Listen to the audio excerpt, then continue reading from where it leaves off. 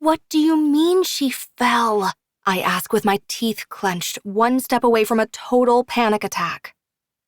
I mean, she drank a little bit too much sweet tea and she fell, Zara says from the other end, trying not to laugh, but laughing still the same.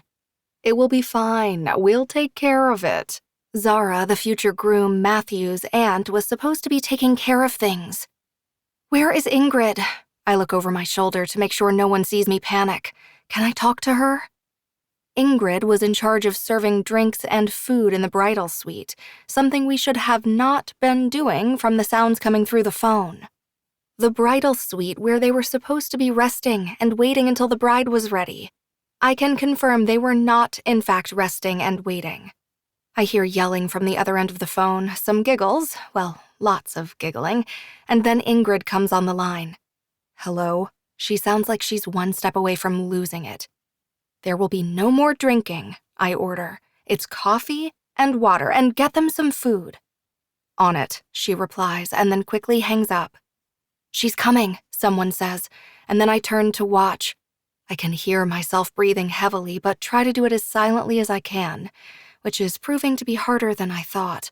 My heart is beating 1,000,000 times a second, if that is even possible. I have never in my life been this nervous.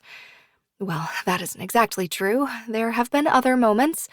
Monumental moments, actually. I can count on one hand when my life undertook a major change. One was the time I had my first ever one-night stand.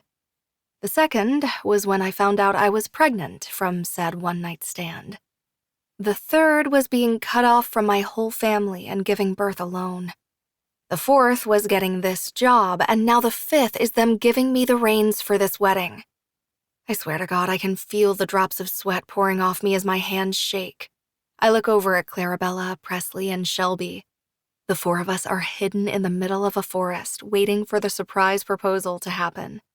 We all know Sophia is going to say yes. She's been in love with Maddie since they went to college together. Sure, they had a break between, and he did get engaged to someone else, but that led them to be together again. I mean, it's not every day your wedding planner is the ex-love of your life. It's also not every day you leave your fiancé for your wedding planner once you realize you've been in love with her and only her your whole life.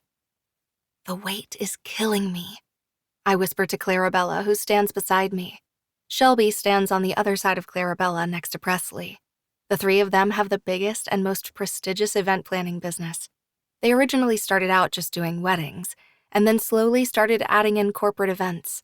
That took off so much, they've recently decided Clarabella, Shelby, and Presley would take care of the corporate side of the company, leaving Sophia to handle the wedding side.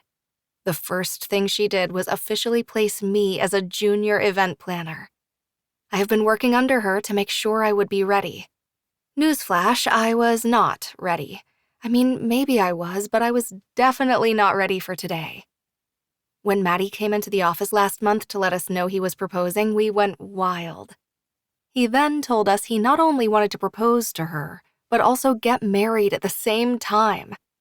If I thought that was nuts, imagine my surprise when he left and the three of them looked at me and said, "Congratulations, you just landed your first client."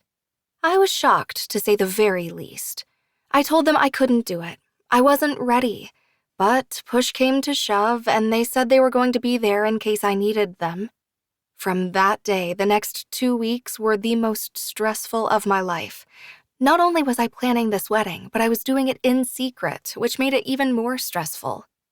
Let's just say tonight I'm going to have the biggest drink of my life, then properly collapse.